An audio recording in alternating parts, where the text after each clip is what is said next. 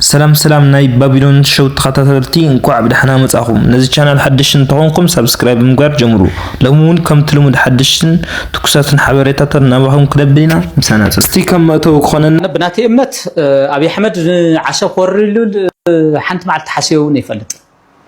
حدا ناي مغار تخلو يولن كلاي دبلوماسياوي كيدتاتو يفقدلن عالم لخاو كيدتات وغزت خمصلي سالساي بوسانا يملكو او كينات تግራይን ኢትዮጵያን ፖለቲካል ኢኮኖሚው خسير እዩ ኩናት ከዓ ብዘሰክፍ ኩነታት ኢኮኖሚ ይዘልዕ ስለዚህ በየና ኢኮኖሚ አብይ አህመድ ንኤርትራ ወግ ይትረፍ ንኤርትራ ስንፋኖ ክስዕረ ይኽእልን ይለከለሁ ስለዚህ ናይ ሚዲያ ጋጋታ ናይ ትርኢታት ገለ ምናምናት አለው አመረቅኩ ግዛዓበልኩ ጀነራልነት ማዕረግ ሃውኩ ገለ ለሉ ድራማታት አለው አባይታ ግን ሰራዊት አብይ አህመድ ወይ ከዓ ሰራዊት ብልጽግና ኦሮሞ ናዓሰብ ናይ ሙራር ዓቅሚ የውሉ ተገይሩ ከዓ ይቅርሰም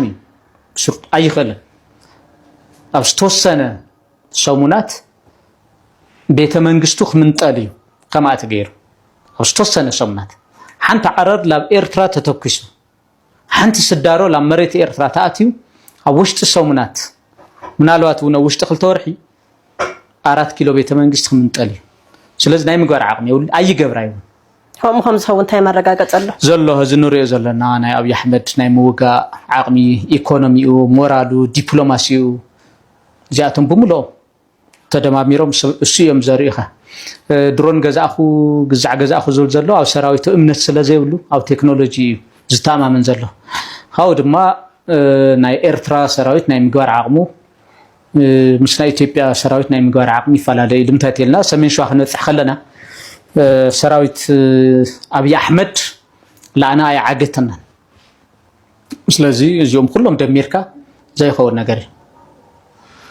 ጽቡቅ መንግስት ኢትዮጵያ ንህወሓት ስግደፍ ፋኖን ኦላን ባንዳታት ተላእኽት ናይ ግብፅን ሱዳንን እዮም ስለዚህ ፈለማ ኣብዚ ዚኦም መጥፋ ከተረባረባ ኣለና መዋሉ ተየመላኽት ጻረሞቲ ሓደ ባንዳነት አብይ አህመድ ባዕሉ ባንደበቱ ናይ ሻዕቢያ ተላእኽ ነይረ ናይ ግብፅ ተላእኽ ነይረ ኢሉ ተዛሪቡ ስለዚህ ለባንዳነትስ ካብ አብይ አህመድ ድላዕሊ ዝቀርብ የለን ብሔራዊ ረብሓ ዘሸይጥና መሓለና ጣሓለ ወላሂ ናበለ ኣብዛ ዓዲ እዚኣ ብመዳይ ቁጠባ ብመዳይ ዲፕሎማሲ ብመዳይ ፖለቲካ ምርታ ዘምፁ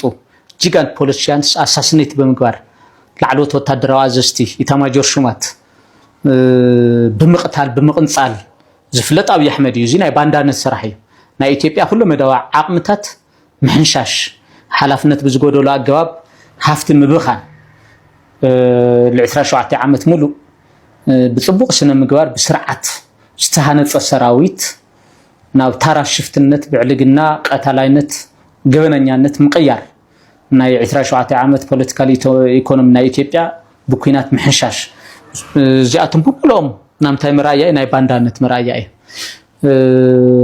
ህዝብ ትግራይ ምስ ባንዳነት ታሪኻዊ ምትእሳር ይውሉ ምስ ሃገር ምህናጽ ምስ ጅግንነት ተጋሩ ኣብ ኢትዮጵያ ላብ መሪሕነት ክመጹ ከለው ኢትዮጵያ ትኽበረሉ ትፍርሐሉ ኩነታት ኣብ ምፍጣር እዩ ዝፍለጥ ህዝብ ትግራይ ማለት እዩ ኢኮኖሚ ኢትዮጵያስ ምብራቅ አፍሪካ ናይ አፍሪካ ሃገራት ውን ሰላምን ዝሕለ ዝተሓለውን ደቂ ትግራይ ብፖለቲካን ብወታደራውን ብዲፕሎማሲን መሪሕነት ኣብ ዝለዓለ ብርኪ ክህሉ ከለው ብመዳይ ጥዕናውን ከይተረፈ ማለት እዩ ስለዚህ አብይ አህመድ ዛረው ዘሎ ትናይ ባዕሉ ስርዓት ዘንጸባርቕ እዩና ከምኡ ክዛረው ግድን እዩ ህዝብ ትግራይ ናይ ባንዳነት ታሪኽ ይውሉን ተተዛሪውን ዝገርም ስለዘይኮነ ምንም ክበሃል አይኸለም ግን ህዝቢ ይዕዘብሎ ብመዓልቱ ማለት እዩ መኒ ባንዳ መኒ ዘይ ባንዳስ ይረይ ፓርላማ ከይተረፈ የኤርትራ ህዝብና መንግስት የኤርትራ ሰራዊት ባይኖርሮ ምን ይውጠን ነበር ዘለ ስርዓት ብልጽግና ኦሮሞ እዩ ንሕና ይኮናን ኸሚልና ንሶማሊያ ጸውዕና ንኢትዮጵያውያን ዘጨፍጨፍና ንኤርትራ ጸውዕና ንኢትዮጵያውያን ዘጨፍጨፍና ንዩናይትድ አረብ ኤምሬት ናይ እስራኤል ናይ ኢራን ቴክኖሎጂታት ዓዲግና ገዛእ ዜጋታትና ዘጨፍጨፍና ንሕና ተጋሩ ኣብ ዝለዓለ ናይ ፖለቲካን ናይ ወታደራዊ መሪሕነት ለሃለና ኣይኮነን ብልጽግና ኦሮሞ ኣብ ዝመርሕ ዓዲ እዩ ተፈጺሙ ስለዚ መን ይባንዳ መን ዘይባንዳስ ይትረፍ ንኢትዮጵያስ ንዓለም ግልጽ እዩ ሕወሓት ታሪኽ ዘለዎ ውድብ እዩ 50 ዓመት መሪሑ ዕዊቱ መሰረታዊ ለውጥ ዘምፀ ውድብ እዩ ኣወይ ንስከፍን ክንድግዛዕ ጸላኢ ከጥፈአካ ሕዝውን ከጽንተካ ዝብል ጸላኢ ቀሚጥካ ልዕሊ ኮርን ሕወሓትን ይጸላእ ክትብል ሸም እዩ ናይ ብሓቂ ፖለቲከኛታት ዲኹም ከ ጸገም ናይ ትግራይ ኣብዚ ኣብ ትግራይ ዝፍታሕ ኣብ ትግራይ ክፍታሕ እንድሕር ኮይኑ ከዓ ኣነ ጥራሕ እየ ዝፈልጠልካ ብዝብለካ ይደኸም ትሕልፍ ክትከይድ ኣይከኣል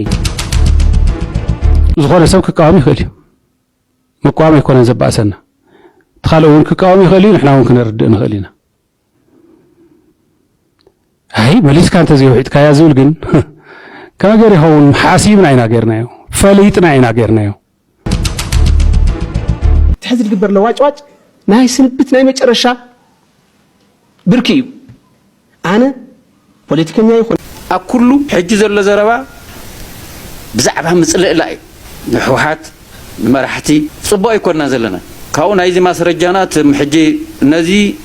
بنزين اسات كوينم زلو كسوتهم حجي زلو شغراتنا سرقيت ليبنت زي قنعنا زي كله كم تغارو نصحنانا كاين حلو كاين غماغم شغرنا كاين فتح قل في حجنا زلو حمام تعبأ زي حمام ديا كتفرس له بزخنا مخنيات زي افريسنا بعلنا نحكم له ጉዳይ እንተ ዘይፈጢርና ቶም ከቢዎ ምናዘለው ጸላእቲ እንታይ ከም ዝምነይልና ዘለው እንታይ ከም ዝዋፍርልና ዘለው ዚንማን ምጽፈ ይኮን